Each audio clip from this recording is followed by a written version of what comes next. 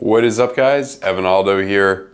Saturday night, wanted to come on and talk, about a couple of things, a couple of thoughts that I was having today. Kind of we go through life a lot, and I'm up to 27 years old now, and man, it goes by. I mean, this is probably there's nothing else, out of the things I did right after I graduated college, there's nothing I stuck to as much as YouTube and crypto. Obviously, from 2020 to now 2024, that's about 4 years of just really being serious, kind of at that one thing. I mean, I guess you could argue, you do 4 years of college, and if you stick through it and complete it like I had done, that's kind of something where, showing up at a certain place at a certain time for most people who graduate. I mean, obviously there's some people that didn't show up too much, but how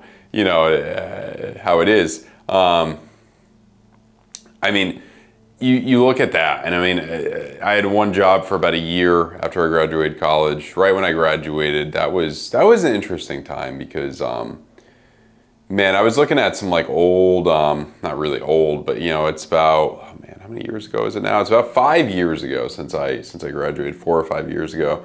And I was looking at like some old pictures right when I graduated, and I was like, wow, even old videos, like, wow, I was like that at 22 years old, like, I don't look that much older, but I was like, wow, I looked good back then. I mean, that was an interesting point.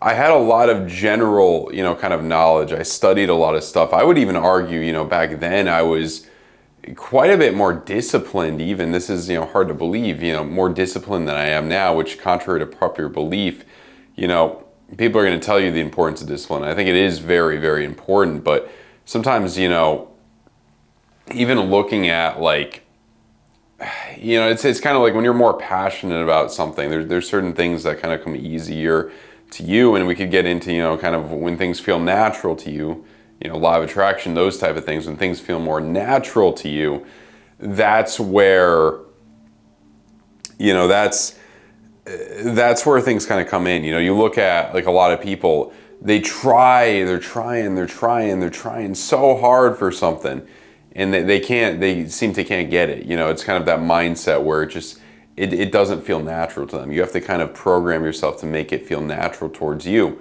And it's simpler than I'm definitely not the best person in the world at explaining this type of stuff, but it's simpler than it sounds, at least than I'm making it sound right now. Because like I think that was the big kind of missing piece for me, because I had like I read a lot of books from age kind of like 18 to 22, read a lot of books. I knew a lot of kind of knowledge. I don't think I knew too much about kind of like, I mean, I was into Bitcoin, if you guys don't know, since like 2015, but not too seriously, and I never had that much money to put into it to really I made some money back in those days. Like I made money, but not life-changing wealth by any means, That type of stuff came after, primarily in 2020 and in 2021. And I mean, to a certain extent, yeah, going off of that, expanding, since now we're below a new all-time high in Bitcoin, but we're close to that kind of area. So to a certain extent, looking at that, it's been it's kind of an incredible ride too. You only get to spend your 20. You only get one chance at your 20s, and sometimes I look back and I'm like, man, a lot of the things I did do, I wish I kind of did earlier. I wish I did YouTube more when I was like in college. I wish I did a lot of this stuff earlier. I wish I traveled more when I was in college. Like, the big thing, I guess a lot of people, especially when you're young, there's certain people tell you, take risks, spend money and all that. Other people, no, you just got to save. There's different views. There's no right or completely wrong answer, but I've never really regretted spending money on, I mean, obviously if you're blowing money on just partying, going out and those type of things. I was listening to Scott Galloway, Prof G, they call him, which he makes a really good point. He has a really good point kind of about, the younger generations and all that. And the thing I learned, I was watching one of his TED Talk or whatever, and he was talking about only, I didn't even realize, I think in America, only 27% of the people through age 30 to 34 have even had children by that point. Obviously, I mean, I guess a few more of them will have children in their late 30s or maybe even early 40s, who knows? I mean, there's kind of more risks in doing it at that age, but, it's a small number of our, and part of the reason I think, I mean, statistically, the less money you have, the more children you will have. I think that goes for the world. But I think one of the big things I think is kind of money, that kind of a lot of people can't afford it. Two, it's just kind of the culture, the way things are going now.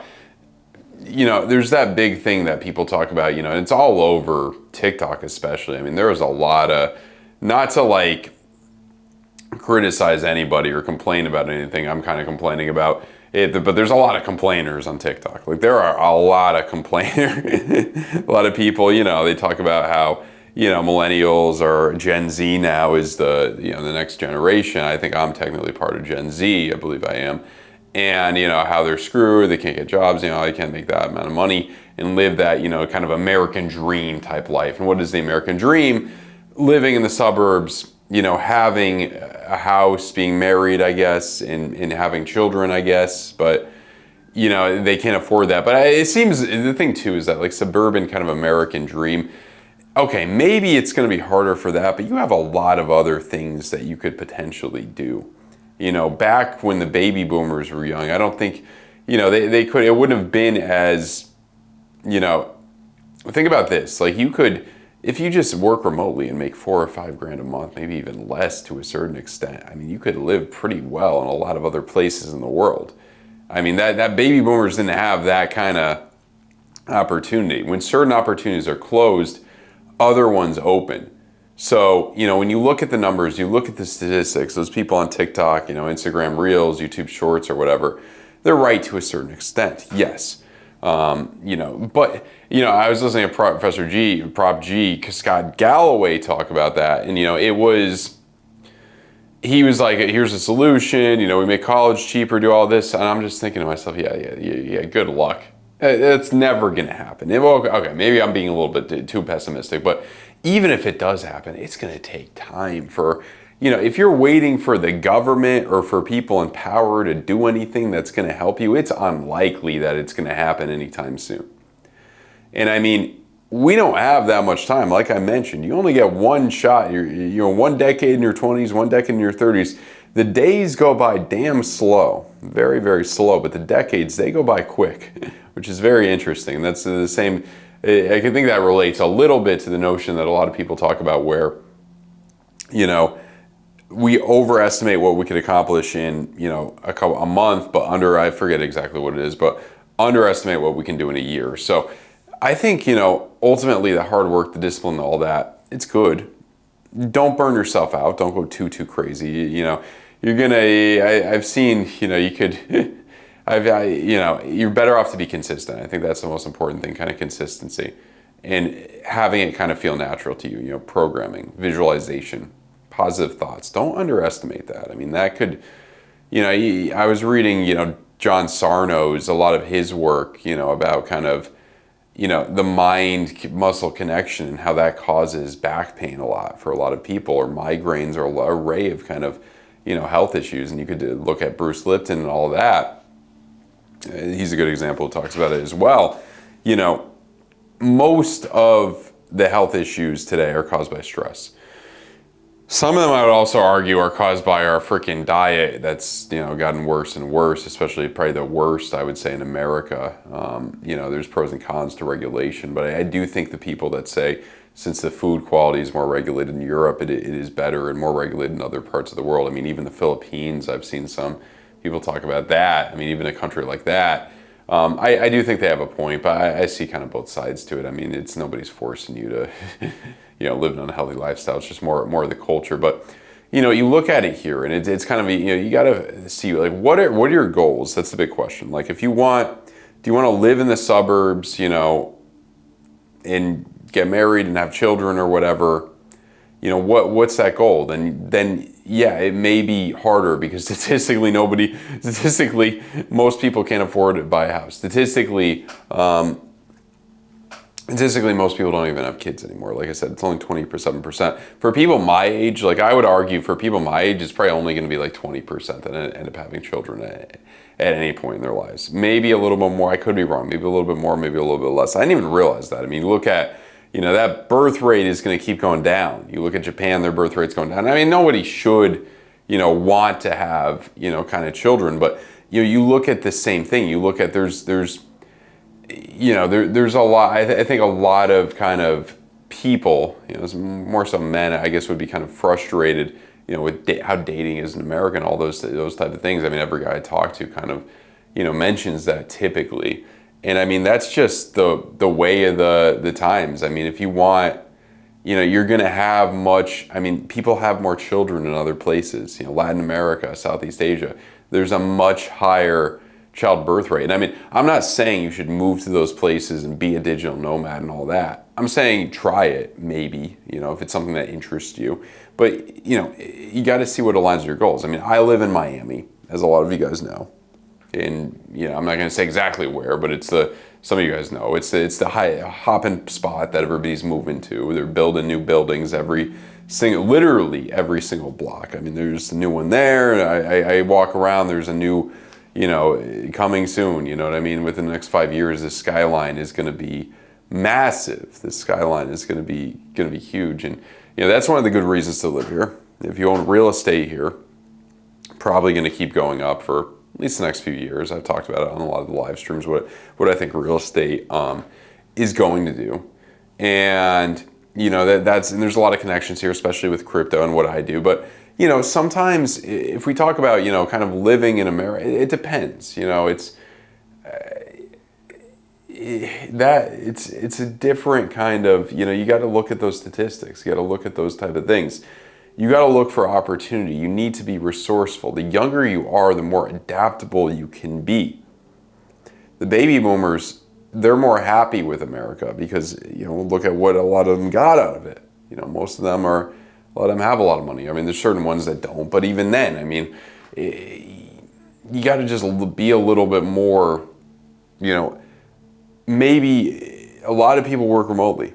Maybe you can't afford to buy a house and, live the life you want to live here, but a different part of the world you may be able to. Now, I'm not saying it's a great idea to leave America or all that. You just got to think about different things. You got to, look at the numbers. Look at, even if you get married in America, the majority of them end in divorce. There's a lot of countries, I don't know exactly, I know Vietnam's one of them. A lot of them do have much lower divorce rates. You get married in one of those countries, your rate of divorce is going to be much lower. You got to look at the numbers. You got to look at the statistics. You got to look at where things are going. There's I think one. I mean, I've deleted TikTok a few times, and I do go on it now. I have it on my phone now, and I scroll. I mean, there's one guy, I think he's 18 or 19 years old, and he kind of cracks me up. He owns, and I mean, owning rental properties in America at 19 years old, very, very ambitious, very, very impressive, and he lives in Thailand. I guess he uses that money between his social media, and he loves it. But there's, it's just interesting to think about. I think solo travel to like exploring parts of the world, it really was something I liked a lot. It was something I enjoyed a lot. I think it really kind of increased my self-esteem too, because, you look at, and this is where, people talk about, oh, you're a colonizer and all that. And I think there is some truth to that to a certain extent. I mean, you are taking advantage of a country with a weaker currency and all those type of things. And you're kind of, in a sense, slightly, I mean, one individual is not going to really make a difference, but in a sense, slightly, bringing prices up for locals. So it kind of works both ways too. If you go to a place like Bali or wherever, even Mexico or, a lot of places. I mean, the places to do it are really Latin America and Southeast Asia. I mean, if you like the colder climates, Eastern Europe, I mean, for obvious reasons, that could be a little sketchier. But if you went to Romania, Serbia, Poland, probably going to be fine. I mean, depends what you're into. I'm not a cold weather type of guy. those places are cool to visit. But I've never even been to. I've been to Czech Republic. I've been to Prague. That's it. I don't know how similar that is to like a Poland or a Serbia, Romania, but yeah. But yeah, looking at looking at those type of things, that's kind of a new frontier to a certain extent, because in America, just everything is hyper competitive in a lot of ways. You're I feel like it kind of, when I don't know exactly, but I went to the University of Miami, and when I was in college, I remember my self-esteem was, and maybe this was a me problem, but I think it was the same for a lot of people. I went there. Your self-esteem is a little bit low because it's just so, you're competing against just such good, impressive people, and you could, you realize, it doesn't have to be that crazy competitive. It doesn't have to be, I remember the first time I went to Mexico, I was just like, wow, it's pretty chill. I'm making friends with people left and right. It's, if I wanted to, move here, start a family and all that, it'd be so simple to do so. Whereas in America, it's just such a different culture, a different vibe. I'm not saying it's better or worse, but I'm saying that's what I'm seeing. And also, when you do, I would notice this probably a little bit more in Southeast Asia, but the same thing you can find in Latin America, I'm sure. When I meet a lot of other American expats, especially in Bangkok, some ones I met, they're great people. A lot of really great people, really, really great people. And, avoiding some of the negatives that a lot of Americans have, negative traits that not a lot of Americans have, but some of them, the arrogance, maybe the entitlement, certain things like that. I mean, I feel like in some other countries, a lot of other countries I've been to, people realize that like life's too short. A lot of people like to play games, I feel like, in America. I don't know. Life's a little bit too short. I think a lot of people do realize, and I think that's a big truth to realize. That is a big truth to realize. You need to have at least a little bit of a sense of urgency. And I mean, these things can be overwhelming to you. You look at social media, you look at YouTube, there's so much different information, and you're just like, what do I watch? You know what I mean? Excuse me, there's stuff about money, there's stuff about, this, that, and, etc. And it's kind of just like, slow down a little bit, take some time to meditate each day. That's really important. Got my good frequency on back there, and I hope it's not, you guys are probably able to hear it a little bit, in my living room, go to my balcony sometimes. You don't need a nice balcony. You don't need no penthouse or nothing to just be at one with yourself. That's the most important thing too. And I mean, look after your health a lot. A lot of people I went to high school and college with, like, they've gained weight, people get complacent. People definitely do get complacent. There were a lot of people when I first graduated college that were like, they were negative. They told me I would never be able to, I don't think they said it in these exact words, but they basically implied that I would, I couldn't be an entrepreneur. They kind of basically implied that I couldn't, have any of the things I have today. A lot of people, said, I don't know if they said it, verbatim that, but a lot of people definitely implied that. But they were, I guess fortunately for me, all wrong about that, And sometimes, I mean, I think there's some truth in what, almost everyone says. I mean, I think there's just different degrees. I think there's truth in almost everything. But I think there's different degrees of kind of truth. I mean, unless I'm not advocating, like, if you're saying something completely nonsense, I mean, then, if you're saying the sky is not blue, then okay, yeah, I mean, within reason. But, there's a lot of different, there's a little bit of a kind of truth in everything there. But I mean, when I look back, you kind of have, you are, I think a lot of us have pretty low self-esteem, and you don't want to get self-esteem, just because you have you could be very arrogant, very entitled, very annoying, and still have low self-esteem. You could be extremely narcissistic and still have low self-esteem. At least I believe so. At least I think so. And having high self-esteem doesn't mean you're an arrogant person. That doesn't mean you're, irrationally, optimistic, irrationally, but it just means you have a belief in your own ideas. You have a belief in your uniqueness. You have a belief in the life, in the way that you're going, the way, that you can accomplish and live the life you want to live. That's all that means. And I think that's hard for a lot of people. I think a lot of people, number one, a lot of people self-sabotage themselves. And I think a lot of the main cause of that is subconscious programming.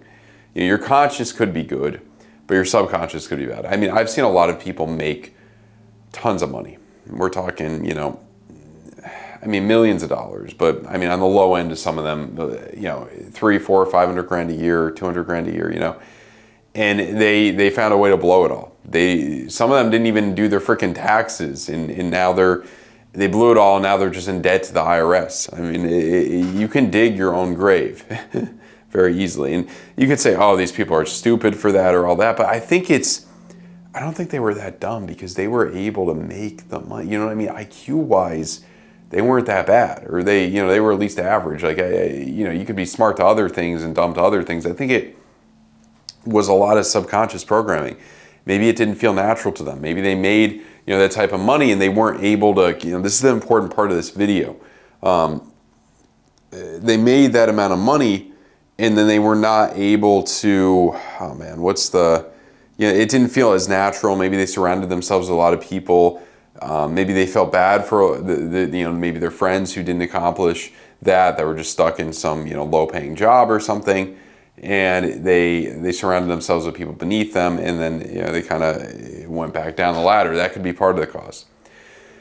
That's the thing too. Like, a lot of people I've talked to, very successful people that make at least 400 or 500, 600 grand a year. Some of them in the 7 figures a year.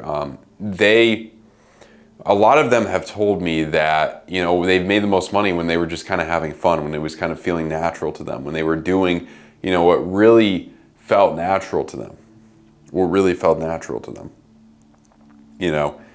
They're doing creative work. That's why you got to have kind of that self-belief. And that's where kind of entrepreneurship comes in. That's where, I'm not saying everybody should be an entrepreneur, but I'm saying that everybody probably has that creativity. Everybody has their own kind of uniqueness, something unique to them that they're good at and passionate about. The other thing, going back to Scott Galloway, I know he was saying that you got to follow what you're good at, not necessarily what your passion is. But I didn't understand that, because I feel like anything you're kind of good at, you got to be at least a little bit passionate about. I mean, things I'm thinking about, I don't think there's anything that came natural to me that I'm not at least a little bit passionate about. You know what I mean? I feel like there's nothing that I'm good at that I'm not at least a little bit passionate about. I don't think I was ever really a natural at that much stuff. I think it's kind of like a facade to actually saying that somebody's a natural, kind of. But I think that, because if you're not passionate about something, it's going to be hard to go through the motions of it. You're going to get bored very easily.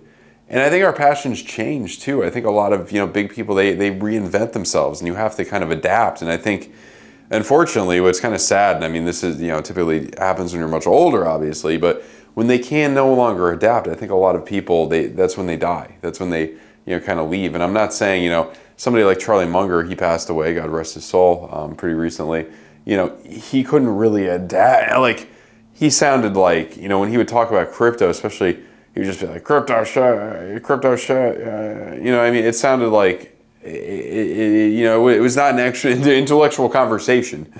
It was kind of like where, you take something like, I remember kind of maybe the generation before our grandparents' generation, you show them the computer when they were in their 80s or 90s, and they just thought the computer was stupid. It's kind of like that. They didn't want to learn anything, no interest at all, and just.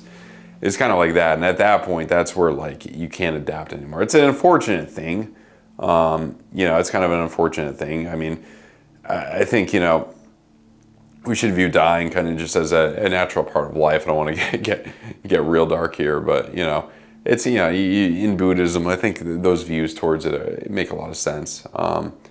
View it kind of as a part of life, like growing up, And I think, a lot of us, kind of hold on to the ego. We don't want to, we get depressed when we see ourselves aging.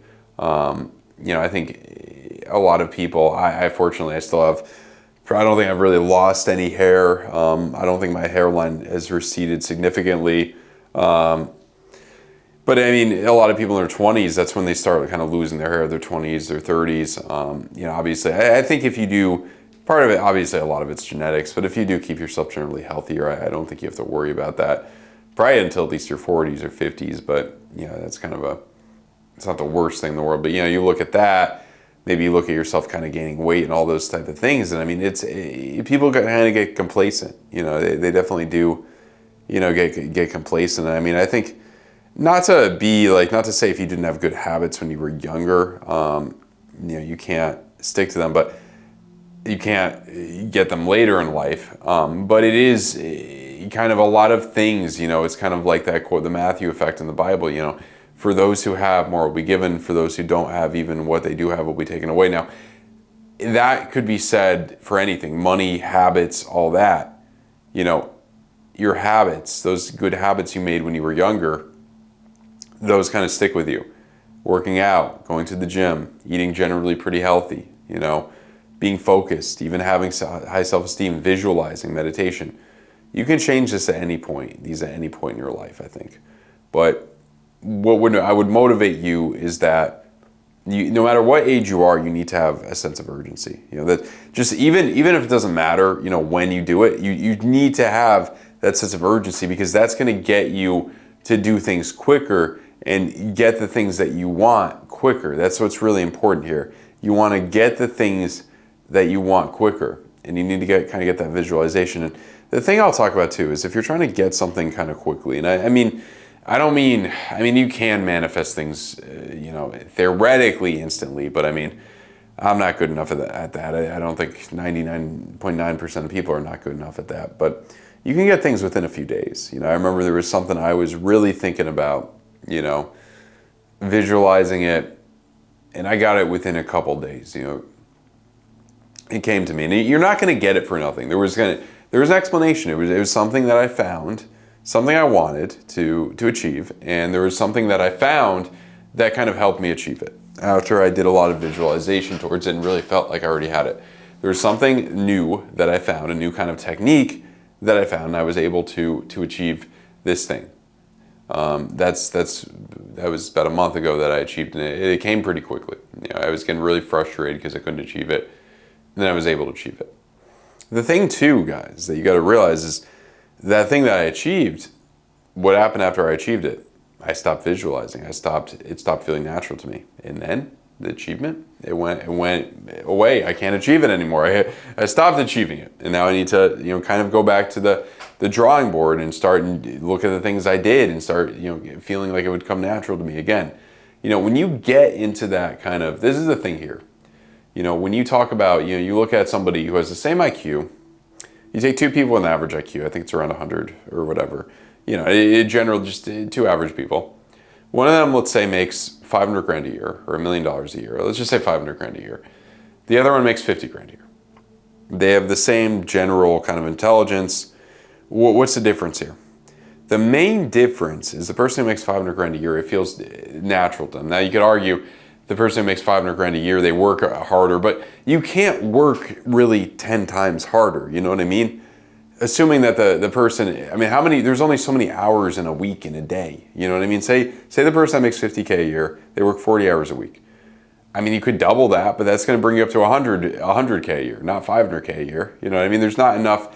So there's other things we need to look at. There's the compound interest effect, but I think that the compound interest effect on work, I guess, you could argue, I think there's something there, but I think the main thing is the feeling of it coming natural to you. That's where it kind of goes. There are certain things, that's the thing that's funny too, like the certain things that even I haven't really tried that hard at and was just more chill about, they came to me.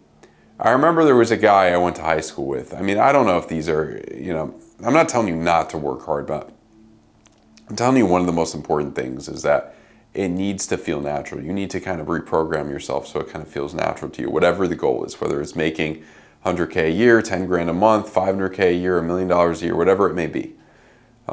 You know, curing an illness, you know, whatever. You know, manifesting a relationship, whatever it may be. It kind of needs to feel natural and come natural to you. That's kind of why once you generally, I think, I mean, there's exceptions to this rule, but once you kind of achieve something, generally moving forward and continuing to achieve it does not become that much, does not get any harder typically. When it does become harder and you do lose it, it's because it stopped feeling natural to you. Something happened there. Something happened. That's what I think happened to a lot of the people I've known that made a lot of money and happened to blow it. Something happened there. Something happened there. Something changed. You know, I think lottery winners, we talk about lottery winners a lot. Most of them blow all the money. We talk about, you know, people who inherit money. A lot of them lose it all as well.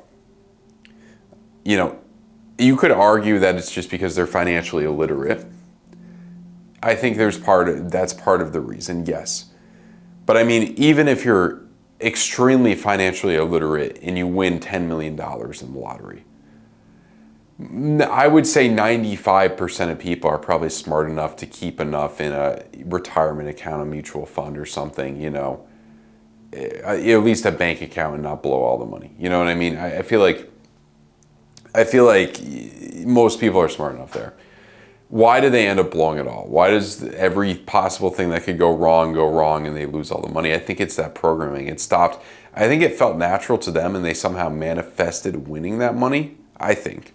I mean, even if you inherited a lot of money when a parent passes or something, I feel like it's kind of what, it's weird. This is weird to say. I know this is going to sound bizarre and I could be wrong, but I feel like, you know, obviously everybody kind of expects to, you know, outlive their parents, right? I think that's kind of the, you know, that's kind of what typically happens, what most people expect. And when you expect that to happen, you know, it happens, and then you kind of get that kind of wealth from it potentially. If you, I mean, there's a lot of exceptions to this rule.